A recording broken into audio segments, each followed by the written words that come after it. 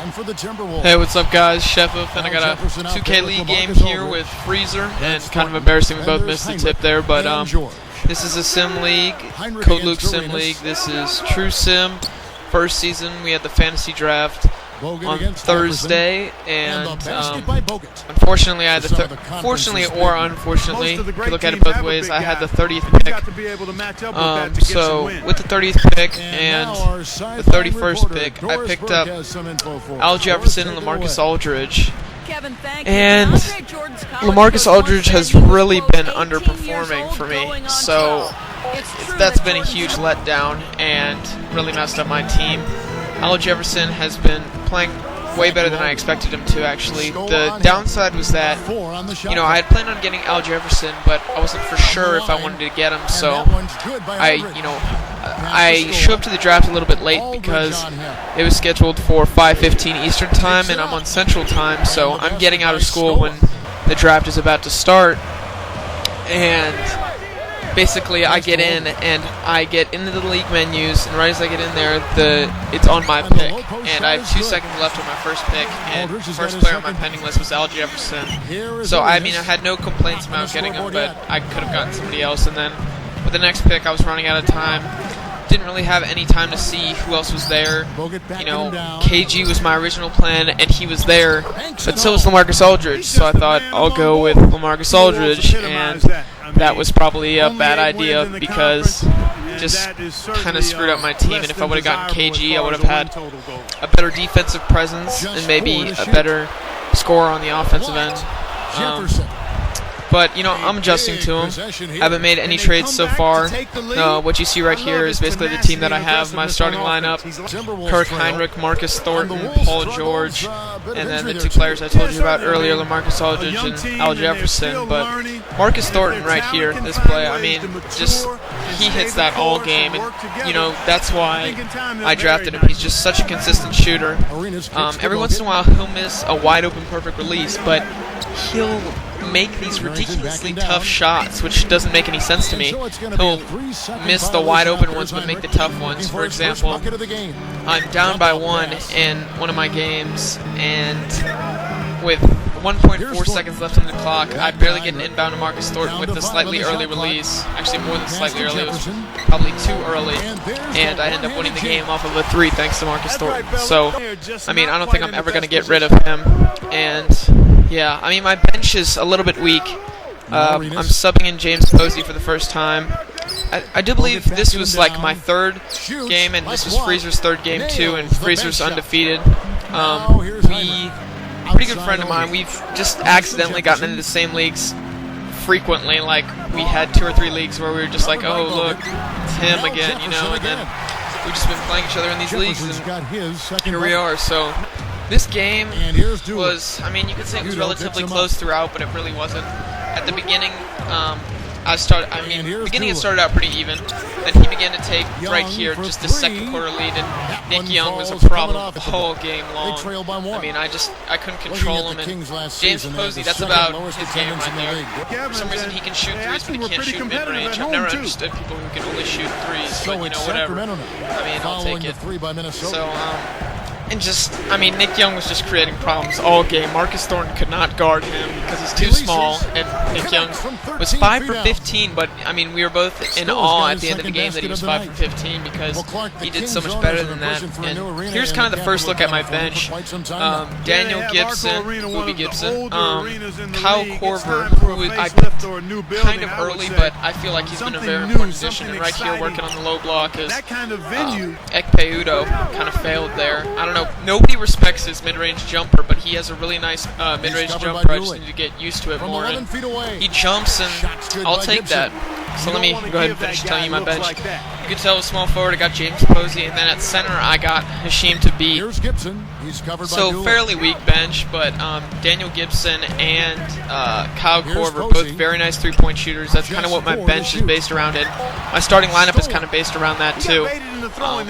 So, I just thought it was kind of funny right there, the little intentional foul. He was trying to take a timeout because he was in fear of getting the turnover, ends up being an intentional foul. And right there, don't back off from Kyle Korver because he will just pull up like that. And, that's the whole reason why I have him. And he's a really important player on my bench.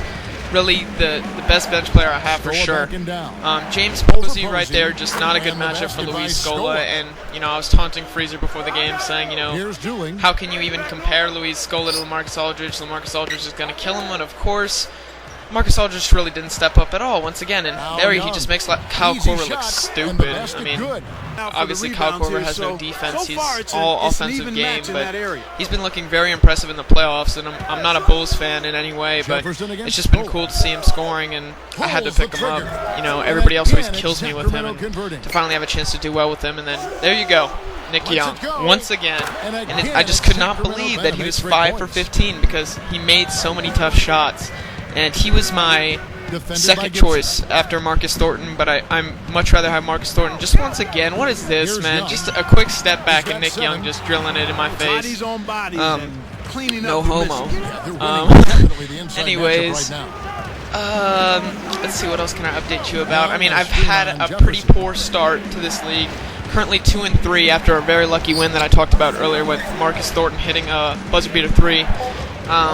Just not the start I hoped for. Started out 1-3, and just I don't know what the problem is. I can't blame it on playing tough opponents. I can't blame it on lack of effort from my team. I've just been kind of playing poorly. I definitely like to get rid of LaMarcus Aldridge, but a lot of people kind of know he's sort of not really a plague. It's just like it's kind of tough to get him involved, and I've realized that to get him involved more in the paint is easier than in the post, because when I'm posting up, he won't make easy post. I mean, he just won't make easy post-up shots, face-up jumpers, anything like that. And Al Jefferson does this so much better, which is surprising because LaMarcus Aldridge is much better than Al Jefferson in real life. So I'm just a little confused, and I would just love to have the full effort that he gives in real life.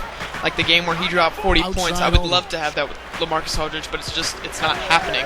And Kurt Heinrich, you know, I'm wondering if I need to score more with him because he's consistent. That jumper wide open is going to go in. I just don't run that many plays for him.